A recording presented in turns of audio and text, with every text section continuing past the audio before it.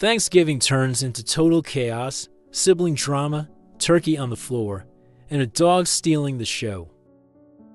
Thanksgiving always starts out so innocently.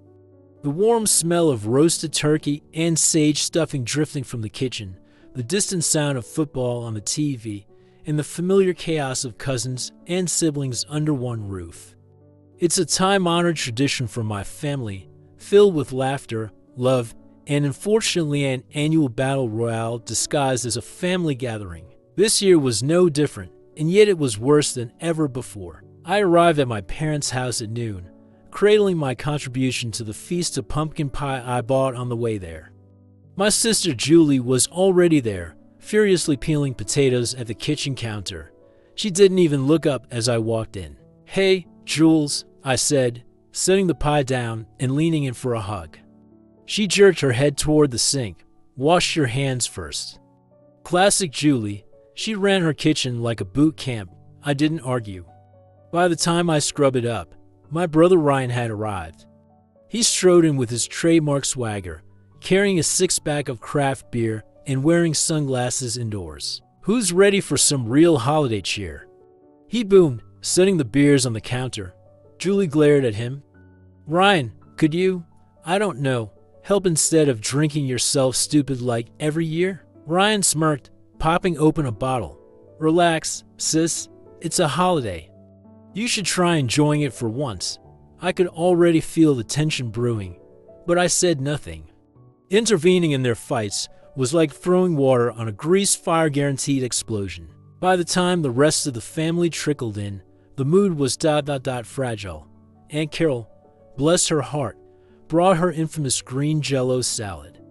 It glowed like radioactive sludge, and yet no one dared to leave it untouched. Uncle Tom had apparently hit the whiskey hard before arriving, as evidenced by his slurred greeting and overzealous hugs. "Where's Dad?" I asked Julie as she basted the turkey. "Outside, trying to fix the leaf blower." "Again," she replied, rolling her eyes. "I swear, every year he disappears when things get hectic.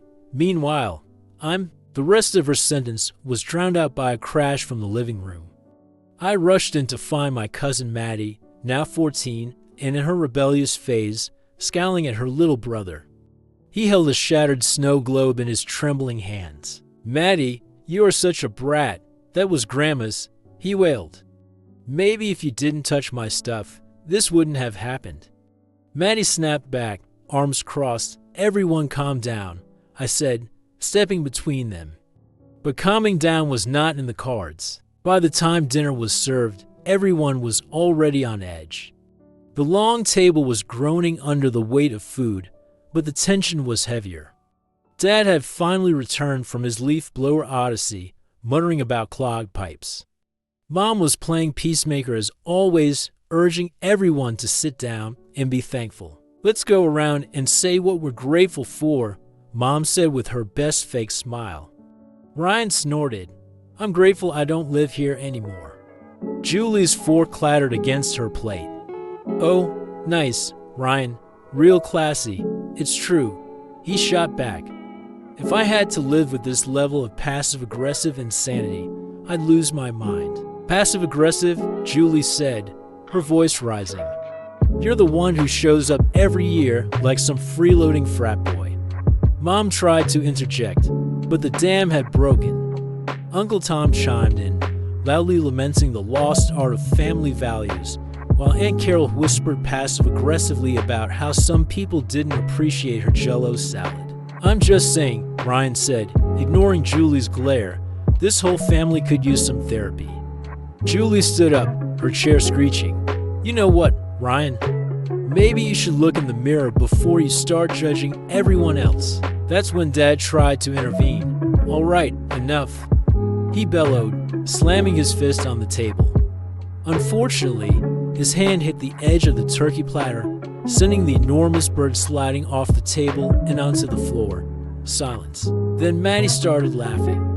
A wild, uncontrollable cackle that was so out of place, it set off a chain reaction. Soon, even Mom was giggling, her face buried in a napkin.